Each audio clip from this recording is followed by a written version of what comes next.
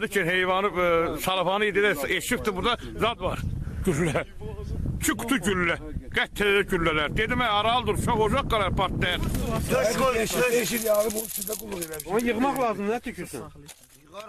Ağstafa rayonunun Qırlı kəndində zibillikdən tapılan güllələr sakinləri təlaşa salıb. Qardaş, ocaq qalar, bu yanar, partlayır, zaması qırıb batına buralarda. Qoyun otaranları, heyvan otaranları. Otasıran heyvanlar. Kəs zaması heyvanı burada oturuyor. Yararlı. Plastik torbanın içindəki dəmir yağ qutusundan azı 500 dənə AK-76 gülləsi çıxıb. Şeylərdə heyvan açır. İnanmadım. O birisinin daha sonra iki kutunun bir ağzı bağlıydı, bir açıq idi. O birisinin də ağzını açdım, gördüm ikincisi də doludur. Açdıq, belə sonra bağladım ki, gəlib görən olmasın. Daha çıxdıq evə getdik, axşam idi.